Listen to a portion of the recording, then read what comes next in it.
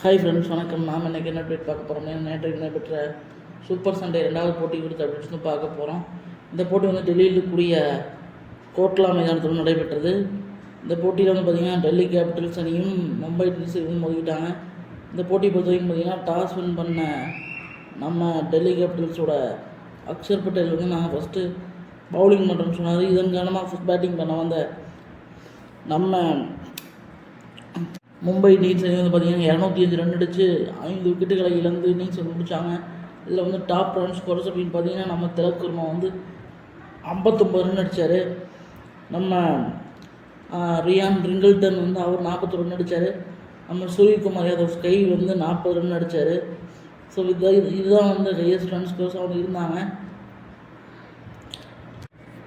நம்ம டெல்லி அணியோட இதுதான் வந்து நம்ம மும்பையோட பேட்டிங் கார்டாக வந்து இருந்துச்சு. டெல்லியோட பவுலிங் கார்டு எடுத்து பார்த்தோம்னா நம்ம குல்தீப் யாதவ் 2 விக்கெட்டு, விப்ராஜ் நிகம் அவர் வந்து 2 விக்கெட்டு, அதுக்கப்புறம் பார்த்திங்கன்னா முகேஷ்குமார் வந்து 1 விக்கெட் எடுத்தார். ஸோ இதுதான் வந்து டெல்லியோட பவுலிங் கார்டாக வந்து இருந்துச்சு. இதன் காரணமாக 205 ரன் அடித்து 5 விக்கெட்டுகளை இழந்து இன்னிங்ஸ் வந்து முடித்தாங்க. இதன் பிறகு பேட்டிங் செய்ய வந்த நம்ம டெல்லி அணி வந்து பார்த்திங்கன்னா 193 ரன்னுக்கே அவங்க ஆல் அவுட் ஆகிட்டாங்க. இதில் வந்து யார் ஹையஸ்ட் ரன் ஸ்கோர்ஸ் அப்படின்னு பார்த்தீங்கன்னா நம்ம கருண் நாயர் வந்து இம்பேக்ட் பிளேயராக களமிறக்கப்பட்டார். அவர் வந்து பார்த்திங்கன்னா அவர் தான் வந்து கிட்டத்தட்ட 2018க்கு அப்புறம் ஒரு 50 வந்து கம்ப்ளீட் பண்ணார். அதுக்கு பிறகு பார்த்திங்கன்னா கிட்டத்தட்ட 1000 நாட்களுக்கு பிறகு நேற்று வந்து ஐபிஎல்ல வந்து களமிறக்கப்பட்டார். அவர் வந்து பார்த்திங்கன்னா ஒரு வெறியோடு வந்து ஆடினார்னு சொல்லுவேன். அவர் வந்து 89 ரன் அடித்தார்.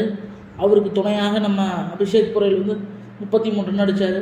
ஸோ இவங்க 2 பேருமே அவுட் ஆனதுக்கப்புறம் வந்து பார்த்திங்கன்னா மேட்ச் கம்ப்ளீட்டாக மாறிடுச்சு.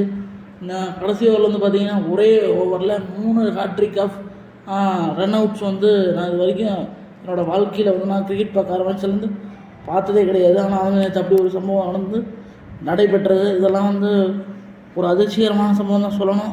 மேட்ச் எங்கே கைவிட்டு போச்சு அப்படின்னா நம்ம கருண் நாயரும் அபிஷேக் பொருளாம் அவுட் ஆனவுடனே மேட்ச் கைவிட்டு போயிடுச்சு. கேஎல் ராகுல் வந்து நின்று முடிச்சு கொடுத்துருக்கலாம். ஆனால் அவரும் வந்து அவசரப்பட்டு அடித்து அவுட் ஆகிட்டார்.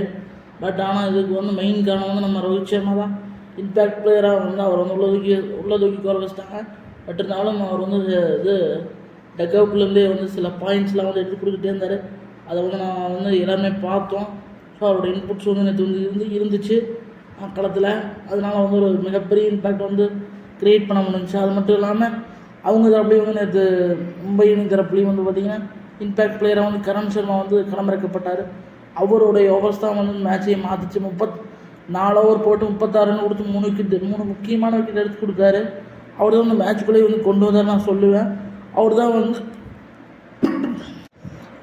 வந்து நேற்று மேன் ஆஃப் த மேட்ச் அவார்டே வந்து வாங்கினார்.